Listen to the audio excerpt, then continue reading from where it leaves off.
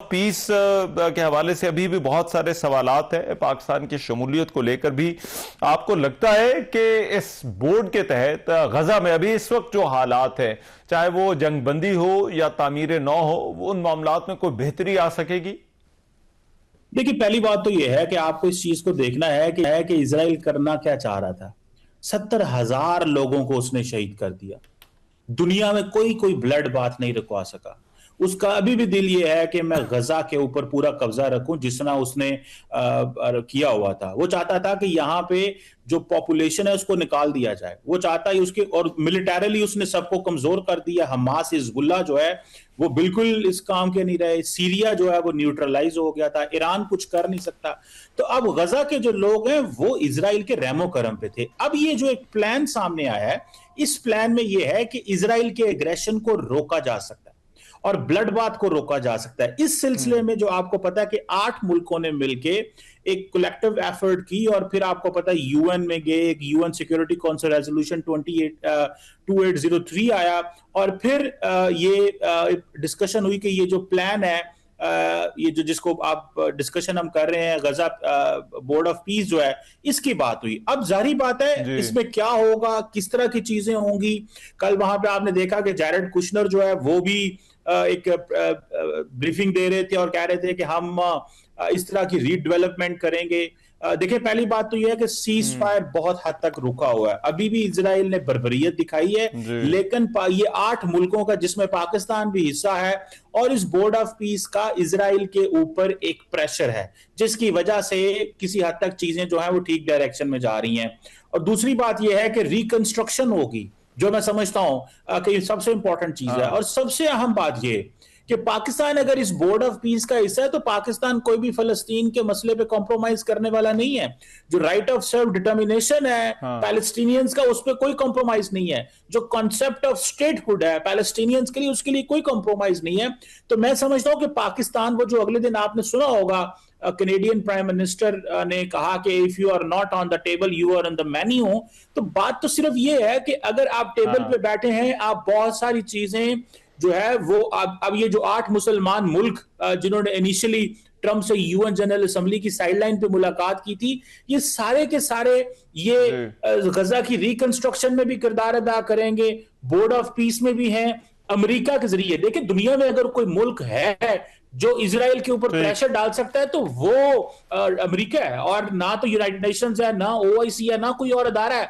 तो मैं समझता हूं ये 8 मुल्क अमेरिका को ये कह सकते हैं कि यहाँ पे जो पैलेस्टीनियंस के राइट हैं वो भी देखे जाएं, उनकी जिंदगियां भी बेहतर हो, रिकंस्ट्रक्शन हो, रीडेवलपमेंट हो, और जो है वो, और इजराइल को उसकी बर्बरियत से रोका भी जाए। दुनिया पहले ही उसने जो जेनोसाइड किया है, उससे मजीद हमें गजा के लोगों को हाँ। बचाना है। असल तो स्ट्रैटेजी ये है, और मैं समझता हूं ये बोर्ड ऑफ पीस में भी अगर अच्छा। पाकिस्तान है तो लार्जली इसका यही एक मकसद मुझे नजर आता है।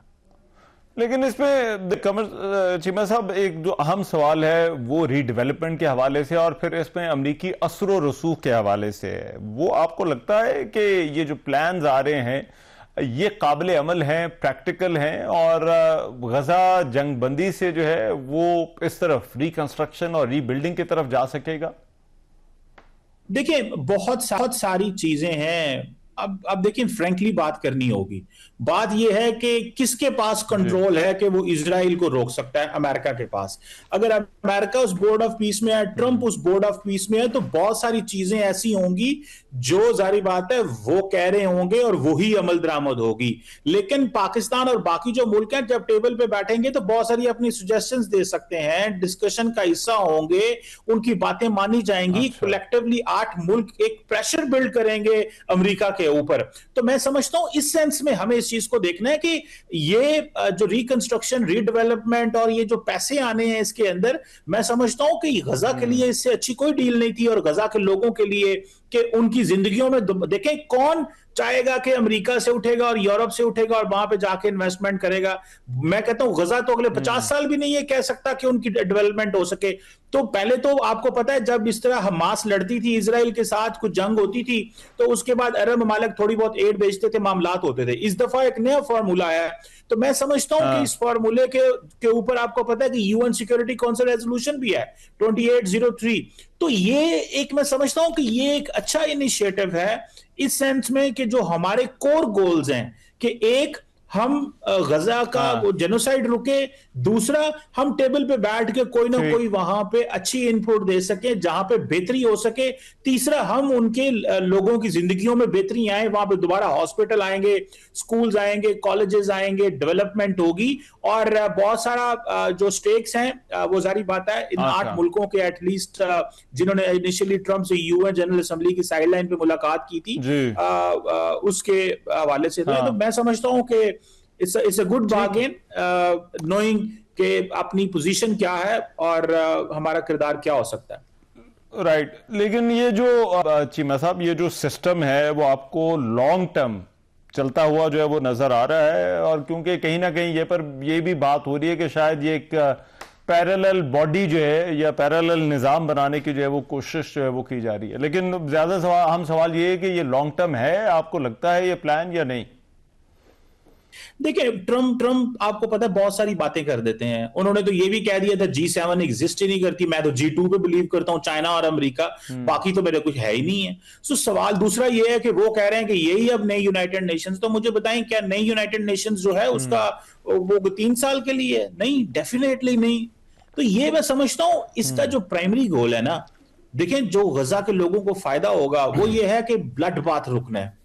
दूसरी इंपॉर्टेंट चीज ये 3 साल तक अगर है ये, उसके बाद इसकी दोबारा कॉन्टोर्स डिस्कस होंगे, दोबारा चीजें होंगी। लेकिन आप एक बात माने कि पहला जो फेज था वो सीज फायर करना था, वो हो गया बहुत हद तक। अभी भी उन्होंने किलिंग्स 400-450 लोगों को शहीद किया उन्होंने, लेकिन वो जो स्केल था और वो जो अनचेक्ड किस्म की पावर्स थी और वो गजा के अंदर थे, अब तो उनको बाहर निकाला गया ना, एक येलो लाइन के ऊपर है। तो मुझे लगता है कि अगले 2-3 सालों में बहुत सारी चीजें और भी डिस्कस होंगी, बहुत सारे मुल्कों की सिंसेरिटी पता चलेगी। फॉर एग्जांपल जो मुल्क इसमें हैं वो अगर $1 अरब जो है उनको पहले साल में देना है, तो फिर जाके वो अगले सालों में भी अपना किरदार अदा कर सकते हैं, रोल प्ले कर सकते हैं, उसकी रिकंस्ट्रक्शन का हिस्सा लेंगे। और फिर 3 साल बाद देखना है कि अगर ट्रंप प्रेसिडेंट नहीं रहे तो फिर उसका क्या फ्यूचर होगा, क्या ट्रांजिशन होगी।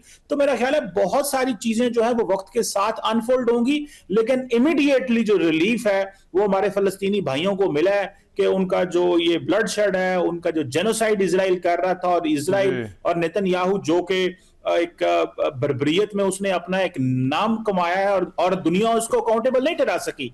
यूनाइटेड नेशंस और सिक्योरिटी काउंसिल उसका कुछ नहीं बिगाड़ सकी। मैं समझता हूं यही एक तरीका था कि उसको रोका जा सकता, और एक अच्छे डिप्लोमेटिक अंदाज से ये एक अच्छी मूव है जिसमें अमेरिका के असर वसूख का फायदा उठाया गया। राइट, ठीक है, बहुत शुक्रिया। डॉक्टर कमर चीमा हमारे साथ मौजूद थे और बात कर रहे थे। ब्रेक के बाद वापस आते हैं तो इसी मामले पर कुछ बात होगी कि अपोजिशन के तहफ़्फ़ुज़ात क्या हैं और क्यों हैं, इस ब्रेक के बाद।